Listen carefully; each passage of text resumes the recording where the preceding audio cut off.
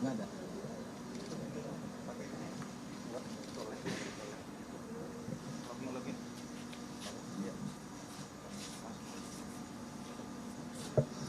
Baik, kita mulai ya, rekan-rekan sekalian.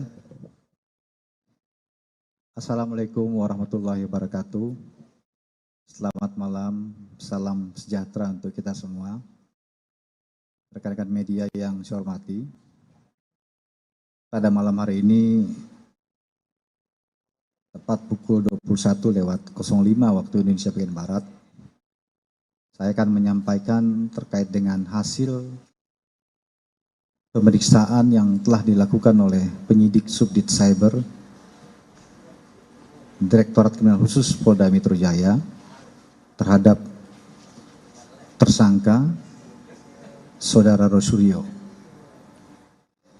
Sebagaimana kita ketahui bahwa kasus ini dilaporkan oleh seseorang pelapor atas nama Kurniawan Santoso. Kemudian persoalan yang dilaporkan adalah kasus ujaran kebencian.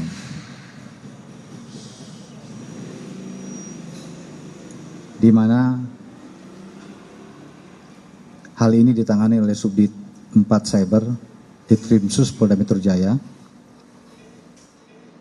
Kemudian hasil daripada penyelidikan dan penyidikan yang dilakukan oleh penyidik terkait dengan dugaan tindak pidana menyebarkan informasi elektronik yang menimbulkan kebencian atau permusuhan individu atau kelompok yang mengandung sara dan atau penistaan terhadap agama tertentu. Kemudian beberapa langkah yang telah dilakukan oleh penyidik mulai dari tahap penyelidikan dan penyidikan bisa saya sampaikan, diantaranya penyidik telah melakukan pemeriksaan terhadap 13 orang saksi. Di antaranya adalah saksi ahli bahasa, saksi ahli agama, kemudian saksi di bidang media sosial, saksi sosiologi hukum, ahli pidana, dan juga saksi terkait dengan ITE. Di samping para saksi-saksi ahli tadi yang kita periksa, kita juga telah memeriksa saksi-saksi lain yang mengetahui terkait dengan unggahan yang dilakukan oleh saudara Roy Suryo, di mana dalam unggahan tersebut mengandung unsur sara atau ujaran kebencian, permusuhan terhadap agama tertentu.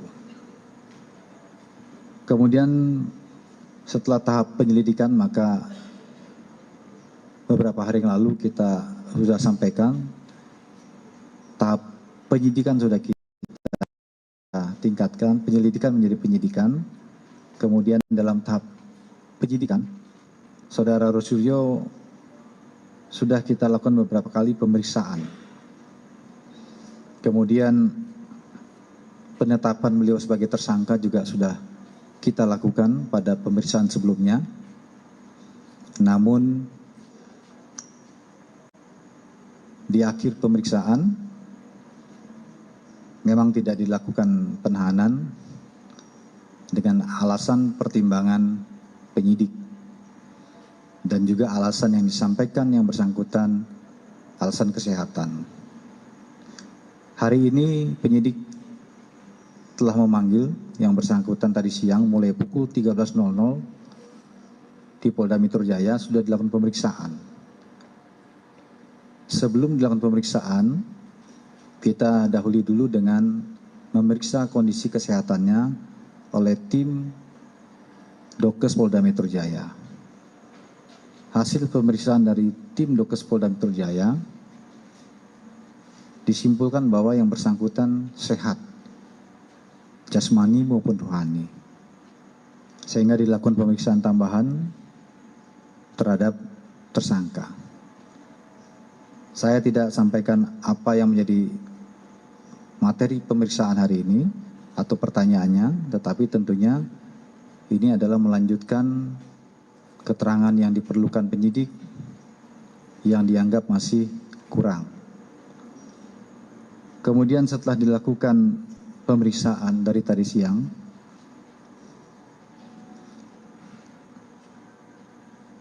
maka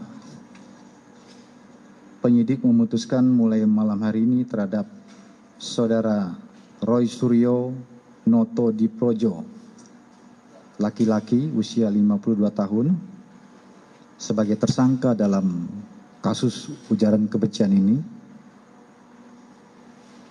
Mulai malam ini dilakukan penahanan.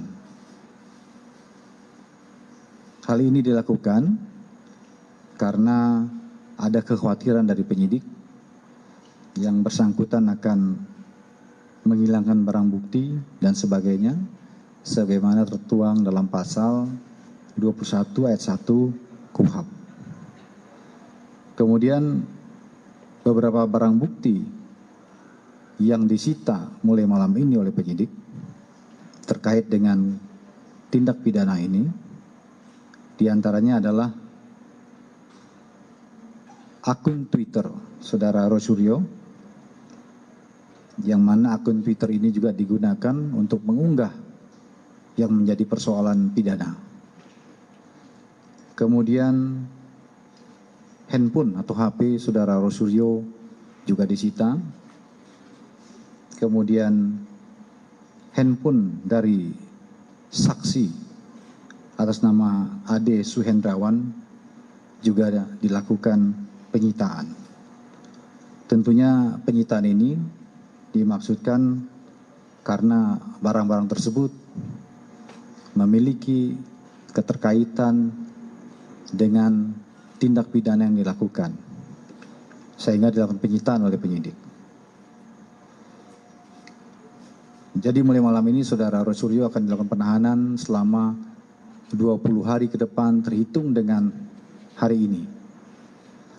Adapun pasal yang disangkakan terhadap tersangka Saudara Roy Suryo diantaranya adalah pasal 28 ayat 2, junto pasal 45 ayat 2 Undang-Undang RI nomor 19 tahun 2016 tentang perubahan atas Undang-Undang RI nomor 11 tahun 2008 tentang ITE, di mana dalam aturan undang-undang ini dan pasal ini, pidana yang dikenakan terhadap tersangka ancamannya adalah paling lama 6 tahun penjara atau denda 1 miliar. Kemudian juga tersangka kita kenakan pasal 156A KUHP, ancaman pidananya adalah 5 tahun penjara. Dan yang ketiga adalah pasal 15 Undang-Undang nomor 1 tahun 1946 tentang peraturan hukum pidana dengan hukuman penjara setinggi-tingginya 2 tahun penjara. Demikian rekan-rekan yang bisa saya sampaikan. Diharapkan dengan adanya langkah yang dilakukan penyidik ini juga menunjukkan komitmen Polda Metro Jaya dalam rangka penegakan hukum yang tidak membedakan siapapun. Jadi siapapun di mata hukum sama. Ya, kita bekerja berdasarkan fakta hukum. Ya, sehingga tentunya dengan kejadian ini kita mengambil hikmah dan juga pesan kepada masyarakat agar dalam bermedia sosial kita juga harus memperhitungkan apabila kita akibat unggahan kita ini menimbulkan pelanggaran pidana karena ada undang-undang yang mengatur. Tetapi sekali lagi ini bukan berarti membatasi kebebasan kita bermedia sosial, ya. Tetapi yang dilarang adalah unggahan yang menimbulkan permusuhan dengan sengaja, seperti yang dilakukan oleh tersangka. Demikian saya akhiri. Wabillahi taufiq wal hidayah. Wassalamualaikum warahmatullahi wabarakatuh.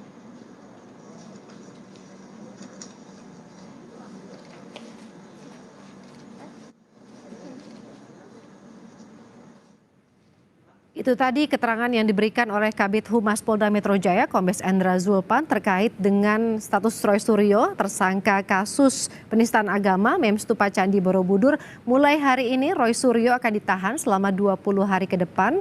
Alasannya karena dikhawatirkan tersangka ini dapat menghilangkan sejumlah barang bukti. Roy Suryo, ada sejumlah barang bukti yang saat ini juga sudah disita, diantaranya adalah akun Twitter tempat Roy Suryo mengunggah ujaran kebencian atau penistaan agama dengan Mem Stupa Candi Borobudur, kemudian telepon genggam dari saksi, bahkan juga dari Roy Suryo sendiri.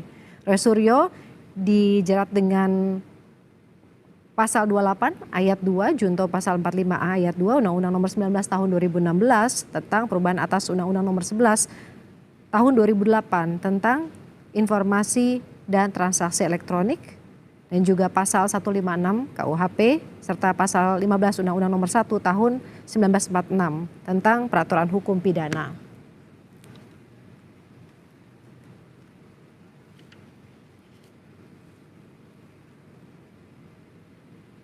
Saudara, kami masih akan kembali dengan sejumlah informasi lainnya. Tetap bersama kami di Kompas Malam.